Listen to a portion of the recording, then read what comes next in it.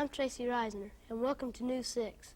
This week's New 6 program is being presented by Miss Jackson's and Mrs. Powers' 6th grade class at Alger Elementary School in Alger, Ohio. Alger is a small town, but it has a fine library. Here's Carolyn Davis to tell more about it. The first Alger Library was housed in the Alger School, formed in the 1940s. In order to participate in tax funds provided for public libraries, those volumes belonging to the public library were moved from the school library in 1958 to a building owned by Victor Lynn. It was located on McConnell Street near the railroad. This building has since been moved. As it grew, a larger building was needed. Board members started a fundraising project. The project building site at the corner of Main and Wagner Streets are secured, and a large two-story house was dismantled to make room for the present library. The cornerstone of this building was laid in 1966. Alma McLaughlin was the first librarian. Mrs. Ruby Kramer is the present librarian. In the future, the library may double in size. There are currently 3,200 books in the library, with many more coming in. Thanks, Carolyn. And now here's Laura Hall with a story about one of Alger's best-known landmarks. Alger has a grain elevator that stands close to the railroad tracks. It's one of the largest grain elevators in Ohio, and soon they'll be building another silo next to it. One of the silos stands 110 feet high. It holds many kinds of grain. It was once called Alger Feeding Grain, now it's called Landmark Feeding Grain. They have at least 100 trains a day full of grain and about 50 men working there to drive the tractors and semi-trucks. Craig Decker and James Smith talked with the owner, Dennis Chandler, to find out more about the Alger grain elevators. Of the 10 to 11 member elevators that we serve that are members of Ohio Farmers, they are coming from about 5-county area. Where is most of your grain brought in from? The grain here at Alger is brought in from two sources. The number one source locally is from the local farmers that live within a 5-6 mile radius around Alger. Secondly, since we are affiliated with Ohio Farmers, we are serving about 10 to 11 of their member elevators, and they encompass an area of about 15 to 20 miles radius around Alger. In a normal year, we'll ship somewhere between 10 and 1,500 car train loads of grain out of Alger. Last month, we shipped out 4 trains, and that would be equal to 400 carloads of grain out of Alger. You're going to build here. How much are you going to build onto the elevator? Craig, right now we have plans for putting up about 1 million more bushels of space. Therefore, the size of this facility will be twice the size as you see it today. Will you be the largest grain elevator in Ohio when you build? No, James, we will not be the first largest. We will be considered as one of the largest. We are affiliated with Ohio Farmers Grain Corporation, which is the 3rd largest in the state of Ohio in handling grain volume. Winter is just around the corner, and people are concerned about heating their homes. Saving fuel is important nowadays, and some people have come up with interesting ways of making their houses energy efficient. Here's Andrea Reisner to tell us about one of these houses near Alger. Don and Donna Nicholson of Alger, Ohio, own an underground house. Mrs. Nicholson designed the floor plan herself. The house took 9 months to build. It's a 3,000 square foot house. It has 4 bedrooms, 3 bathrooms, 1 utility room, a greenhouse, a big living room, and a 2-car garage.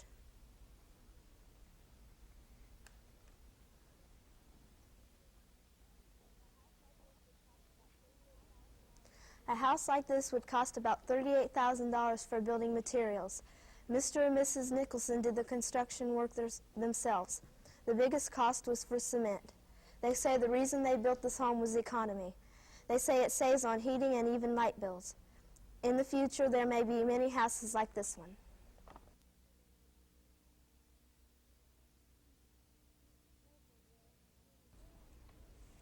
Thanks, Andrea. Repairing shoes is an important craft, and in Alger we have our own shoe repair shop, and a good craftsman as well. Steve Scott has the story. Kramer's Shoe Shop in Alger, Ohio has been around for nearly 60 years. The shoe shop has been passed down for 3 generations. The owner of the shop right now is Mylon Kramer. He sells boots and shoes. He also repairs shoes. In one day's time, Mylon repairs 20 to 25 pair of boots or shoes. Some of the things Mylon repairs are soles, heels, zippers, and buckles. He also dyes. While repairing things, Mylon uses a certain type of pliers, lots of knives, hammers, and a last. Not long ago, we visited Mylon in his shop, and he gave us a demonstration on repairing shoes. Okay, what I'm about to show you is how I repair a pair of regular dress Oxfords, basic steps of doing that. Okay, first of all, this pair come in, and you can see here that the man has worn them to the place where he's got a hole in the sole. But what we're going to do is replace the sole with what we call a half sole, and also replace the heels. So here's how I do when I start out. I just take a lift, or what's called a tap, I guess, and we lay this on here, and we measure it out and see how far back we need to cut the leather that's already there. We draw a line with a pen or a chalk or something, and from there on we skive a mark so that when we lay our tap in on top of this, after we cut this completely off, that this will lay up flush against the old leather that's here.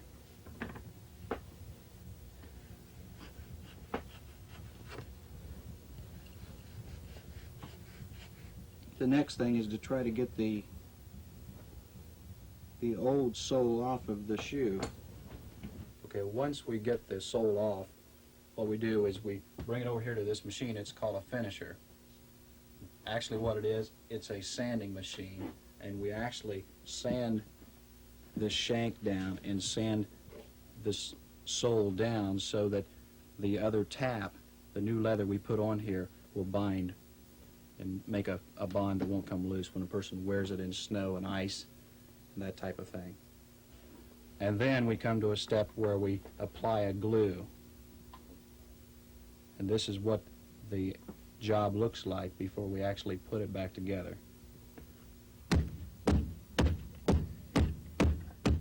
One of the most important parts of putting the shoe back together is to get the shank lined up properly so that you have a good tight fit across the back here.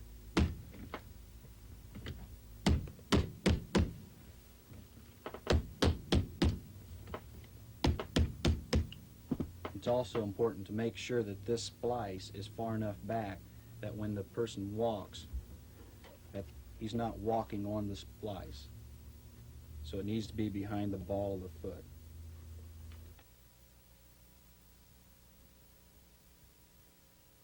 Now this shoe is finished except for just cutting off the excess soling and sewing the shoe together. We do what we call channel the shoe. We use a tool called a channeler, and we actually, let me adjust it a little bit. We actually draw a line around the shoe where the threads will sit.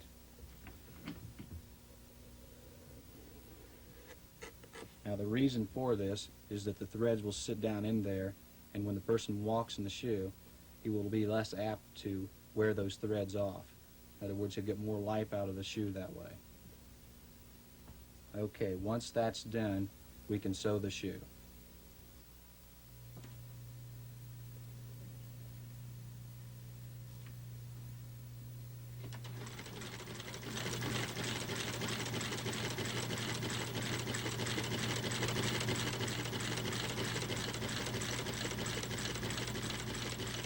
Once we've put the sole on and sewed it down, we come to the heel, which is the last part of repairing the shoe.